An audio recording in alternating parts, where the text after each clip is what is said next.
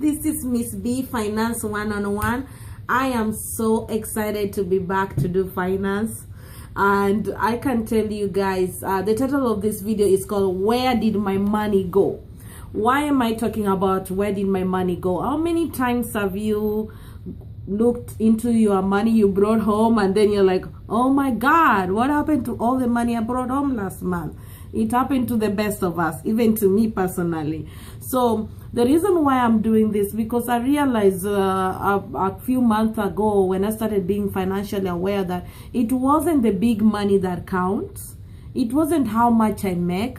At the end of the day, what always counts is how much I get to keep. And the question is, how can you keep what you don't track? You understand? And that's last week I was in a class where somebody asked us, if you have to have $1 million versus a penny, which one will you pick? Most of us will take $1 million in a month. Isn't that true? But what I realized, what it was showing us was actually that if you have a penny that is compounding with time, that penny in 30 days, if it's compound 1 penny today, tomorrow is 2 penny, eventually in 30 days the penny ended up being almost $5 million. So it's not the little, it's not the big stuff that always count in life. It's the little stuff that you do daily that are gonna make sure that you end up having the big money or the big stuff in life. You know, the same thing with I remember meeting my girlfriend, and she is a person who always tell me, Betty, I don't have money to save. I was like, I know, but let's look at what are you spending your money? What are your daily habits? Let's start from there. And one of the things she loved was coffee, a $4 coffee. Now, $4 coffee in 3 weeks, that is $60. In a year, that is $1,000. If you compound that in 20 years, that is $51,800. My goodness.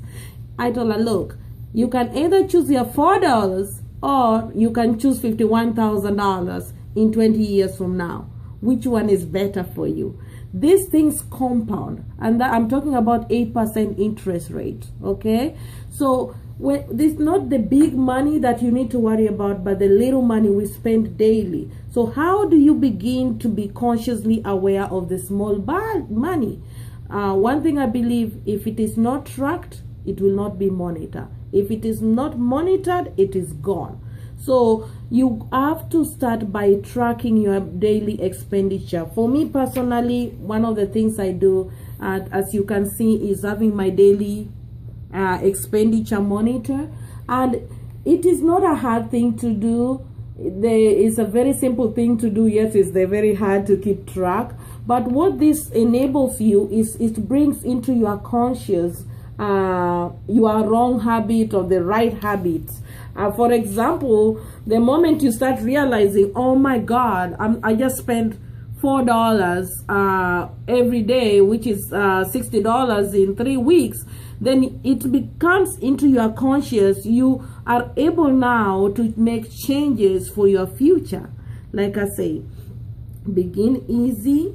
You want to start off easy and slow. Eventually you get into that pace where you're like, now you automatically, your brain knows you can't be spending all this money, but you gotta track your money every day. You gotta have a daily expenditure. If right now you are struggling with finances, the first thing I'll ask you, get a notebook and start tracking your money. Okay, it's not the big money that is lost.